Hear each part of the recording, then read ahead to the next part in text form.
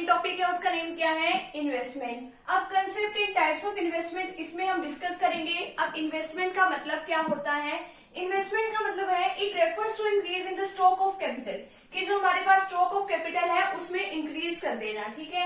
It is also known as capital expenditure, इसको capital expenditure के नाम से भी जाना जाता है, यानी कि हमने कुछ बड़ा खर्चा कर दिया, ठीक है। अब देखो कि इसमें एक एग्जांपल के थ्रू आपको समझ में आएगा कि हमारे पास ना 5 लाख रुपए की हमारे पास स्टॉक ऑफ कैपिटल हमारे पास पड़ा है, ठीक है। हमारे पास स्टॉक पड़ा है कितने का, 5 लाख रुपए का स्टार्टिंग में हमारे पास है। साल के लास्ट तक हमारे पास स्टॉक ऑफ कैपिटल कितना हो गया, 8 लाख रुपए का, ठीक है। अब ये जो इसके बीच का गैप है, ठीक है, 8 लाख में से अगर हम 5 लाख रुपीज माइनस कर दें तो कितना बना, 3 लाख रुपीज। तो ये क्या किया है हमने, इन्वेस्टमेंट के। इन्वेस्टमेंट हम किसी भी तरीके से कर सकते हैं, इन्वेस्टमेंट भी कर सकते हैं, इन्वेंट्री इन्वेस्टमेंट भी कर सकते हैं। अब इसमें क्या बताया गया है, फिक्स्ड इन्वेस्टमेंट में अगर हमने कोई बड़ा खर्चा जो है फिक्स्ड एसेट्स को खरीदने में कर दिया, ठीक है।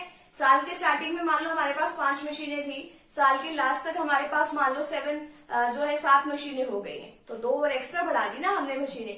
अब देखो इसका बेनिफिट क्या होगा हमें, हमारी जो प्रोडक्शन कैपेसिटी है वो क्या हो जाएगी, और ज्यादा इंक्रीज हो जाएगी। तो ये तो फिक्स्ड इन्वेस्टमेंट का बेनिफिट है। अब हमारे पास जो है इन्वेंट्री इन्वेस्टमेंट, इसका मतलब क्या है, it refers to increase in the stock.